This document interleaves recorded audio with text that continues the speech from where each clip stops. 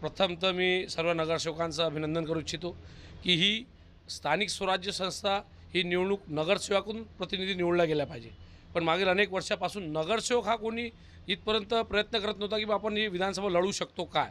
त्या अनुषंगाने अनेक नगरसेवकांनी जेव्हा फोन केले की आपण हा निवडणूक लढली पाहिजे, तर निश्चितच स्थानिक स्वराज्य संस्थेच्या ज्या समस्या आहेत वर्षानुवर्ष नगरसेवकांच्या त्या तशाच आहेत। त्याच्यावर कोणीच भाष्य करते की त्यावर लक्ष देत नाही। मोठ्या मोठ्या गाड्याने उभे राहणे आणि मग 5-7 वर्ष नगरसेवकांच्या स्थानिक समस्या आहेत त्या स्थानिक स्वराज्य निवडणुकीत कोणाचं लक्ष नव्हतं। म्हणून ही गोष्ट आम्ही ओळखली आणि त्यानंतर आम्ही श्रद्धेय बाळासाहेब आंबेडकरांना विनंती केली की बाबा पक्षाने ही निवडणूक लढली पाहिजे।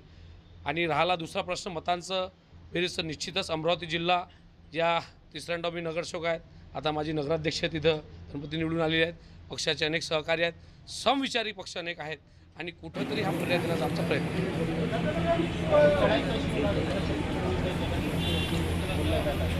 निश्चितच, कारण का वंचित बहुजन आघाडीचा नाही किती मोठ्या शक्तीचा वापर होतो आणि निवडणूक कशा मागील ज्या निवडणूक बघितल्या असेल प्रत्येक छोटी त्यात काय वापर होतो आहे तुम्हाला सर्वांना माहीत नाही।